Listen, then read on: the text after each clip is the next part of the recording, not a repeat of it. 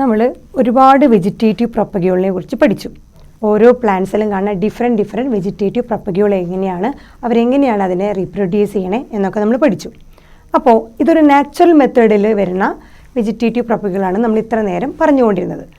ഈ vegetative propagule natural മെത്തേഡിൽ നമ്മൾക്ക് എങ്ങനെ അതിനെ യൂട്ടിലൈസ് ചെയ്യാം? ഇതിനെ യൂട്ടിലൈസ് ചെയ്യുന്ന ആൾക്കാരാരാണ്? ഗാർഡനേഴ്സ് അല്ലെങ്കിൽ ഫാമേഴ്സ്, പൂന്തോട്ടമൊക്കെ നിർമ്മിക്കുന്ന, അത് പരിപാലിക്കുന്ന അവരെങ്ങനെയാണ്, അതുപോലെ ഫാർമേഴ്സ്, ഇവരൊക്കെ ഇതിനെങ്ങനെയാണ് യൂട്ടിലൈസ് ചെയ്യണേ?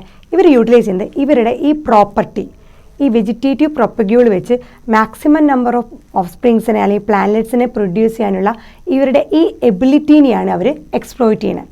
ഇതിനെ എക്സ്പ്ലോയിറ്റ് ചെയ്യുന്നത് അവർ കൊമേഴ്ഷ്യലായിട്ട് അവർക്ക് ആവശ്യമുള്ള അത്ര പ്ലാന്റ്സിനെ അല്ലെങ്കിൽ ഓഫ് സ്പ്രിങ്സിനെ പ്രൊഡ്യൂസ് ചെയ്യാനായിട്ട് ability to propagate with the help of this vegetative propagule വെച്ച് മാക്സിമം പുതിയ പ്ലാന്റ്സിനെ അല്ലെങ്കിൽ ഓഫ് സ്പ്രിങ്സിനെ പ്രൊഡ്യൂസ് ചെയ്യാനുള്ള അതിൻ്റെ എബിലിറ്റിനെയാണ് നമ്മുടെ ഗാർഡനേഴ്സും ഫാമേഴ്സും ഒക്കെ എക്സ്പ്ലോയിറ്റ് ചെയ്യുന്നത്. അതൊരു കൊമേഴ്ഷ്യൽ പർപ്പസിന് വേണ്ടിയിട്ടാണ് അവർ യൂട്ടിലൈസ് ചെയ്യുന്നത്. ഇതാണ് നാച്ചുറൽ വെജിറ്റേറ്റീവ് മെത്തേഡിൻ്റെ അഡ്വാൻറ്റേജ് എന്ന് പറയുന്നത്.